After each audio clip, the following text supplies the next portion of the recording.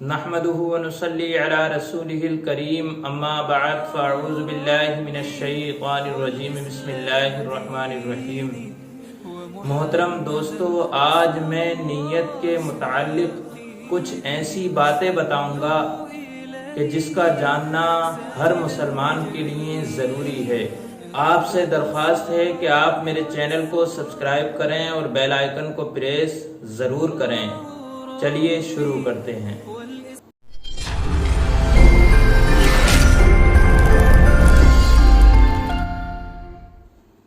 سب سے پہلے تو یہ بات ذہن نشین کر لی جائے کہ روزے کے لیے نیت فرض ہے۔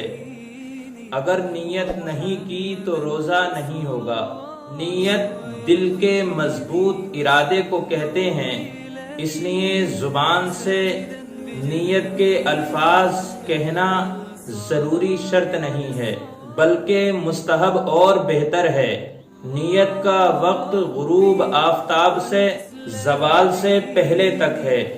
اگر رات یا طلوع فجر سے پہلے نیت کی جائے تو زبان سے یہ الفاظ کہنا مستحب ہے۔ وَبِصَوْمِ غَدٍ نَوَيْتُ مِنْ شَهْرِ رمضان، اور اگر دن کو نیت کی جائے تو یہ الفاظ کہنا مستحب ہیں۔ نَوَيْتُ أَنْ أَصُومَ هَذَا الْيَوْمَ لِلَّهِ تعالی، یعنی میں نے اللہ تبارک و تعالی کے لیے آج کے دن کا روزہ رکھنے کی نیت کی۔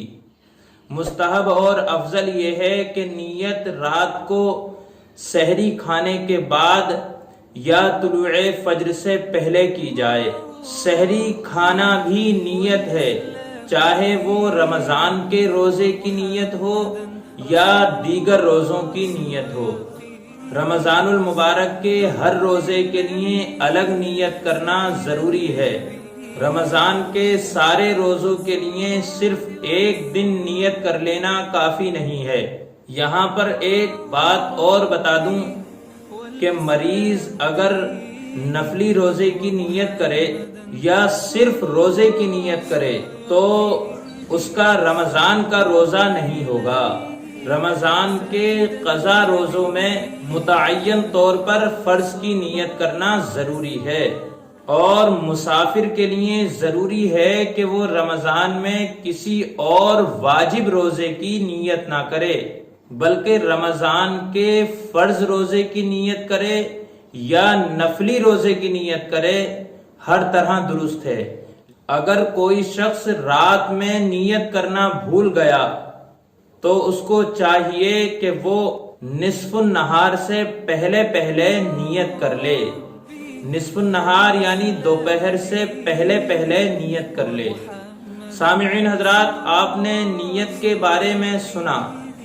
اللہ تبارک و تعالی سے دعا ہے پروردگار عالم ہمیں صحیح طریقے سے رمضان المبارک کے روزے رکھنے کی توفیق عطا فرمائے، آمین۔ دوستو، ویڈیو اچھی لگی ہو تو لائک کریں، شیئر کریں اور چینل کو سبسکرائب ضرور کریں اور بیل آئیکن کو پریس بھی ضرور کریں۔ ملتے ہیں اگلی ویڈیو میں۔ السلام علیکم ورحمۃ اللہ وبرکاتہ۔